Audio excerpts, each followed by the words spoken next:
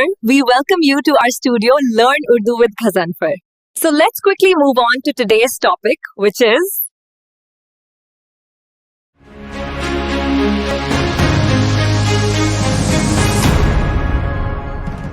दोस्तों 70 साल पहले एक सवाल उठा, मुसलमान अलग कौम हैं या नहीं।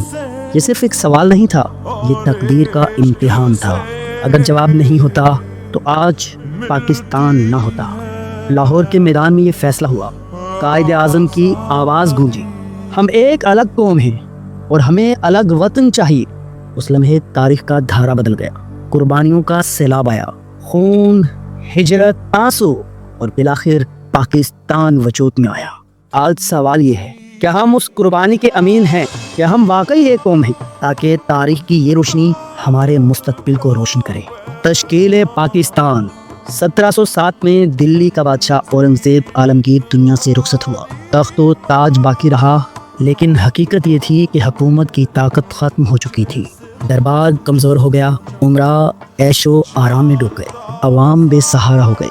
18वीं सदी के वस्त तक मुसलमानों की ताकत ख़त्म हो गई और 1803 में अंग्रेज़ दिल्ली में दाखिल हुए। यूं सदियों पुरानी इक़्तिदार की इमारत रेत की तरह गिर गई। ऐसे वक्त में कुछ अहले दिल जागे, उन्होंने सोचा, हमने इस्लाम की असल रूह तो खो दी है। शाह वलीउल्लाह और शाह अब्दुल अजीज़ ने लोगों को कुरान और दीन की तरफ बुलाया, लेकिन अवाम रस्मों और रिवाज में फंसे रहे। उसी माहौल में सैयद अहमद बरेलवी पैदा हुए। वो मस्जिदों और महफिलों में खड़े होकर कहते, भाइयों, इस्लाम को जिंदा करो, झगड़े खत्म करो, एक हो जाओ। 1826 में उन्होंने सिखों के खिलाफ जिहाद शुरू किया। पेशावर के करीब 7000 मुजाहिद इकट्ठे हुए, सब नारे लगाते, हिम्मत बांधते। जंग हुई और मुसलमान जंग जीत गए। सैयद अहमद ने वहाँ हुकूमत कायम की, अदल और इस्लाहात नाफिज की, मगर कुछ सरदारों ने धोखा दिया, दुश्मन ने वार किया, मुसलमान कमजोर पड़ गए।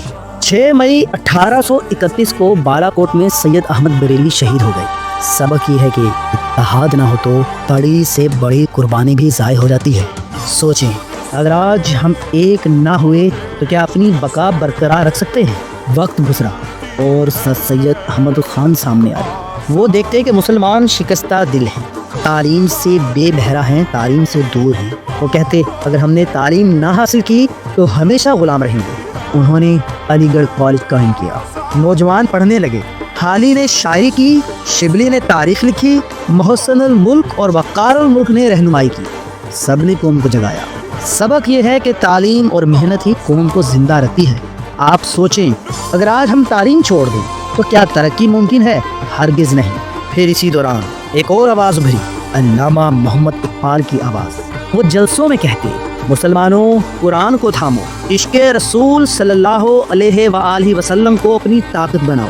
उनकी शायरी ने दिलों में आग भर दी, ख्वाब जगाए, एक आज़ाद वतन का ख्वाब। 1906 में मुस्लिम लीग बनी, मुसलमानों को जुदा गाना इंतखाब का हक मिला, मगर कांग्रेस की तंग नजरी ने सब कुछ बर्बाद कर दिया। 1937 की इंतखाबात के बाद मुसलमानों पर जुल्म बढ़ा। स्कूलों, दफातर, बाजारों, हर जगह नाइंसाफी हुई। मुसलमान चीख उठे, हमें अलग वतन चाहिए।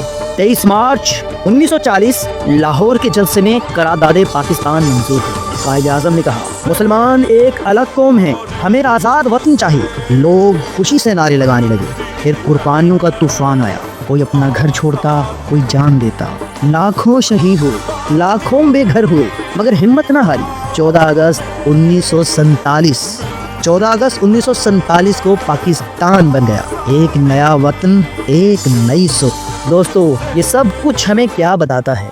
ये सब कुछ हमें ये बताता है कि कुर्बानी के बगैर आज़ादी नहीं मिलती, तालीम और इत्तेहाद के बगैर तरक्की मुमकिन नहीं हो सकती। पाकिस्तान की बुनियाद इस्लाम है, बराबरी, इंसाफ, सब्र और सबके हकूक़ की हिफाजत। इकबाल ने कहा था, परे है चरखे नीली फाम से मंजिल मुसलमान की, सितारे जिसकी गर्दे राह हूँ वो कारवां तू है। आज सवाल ये है, क्या हमने उन ख्वाबों को पूरा किया है?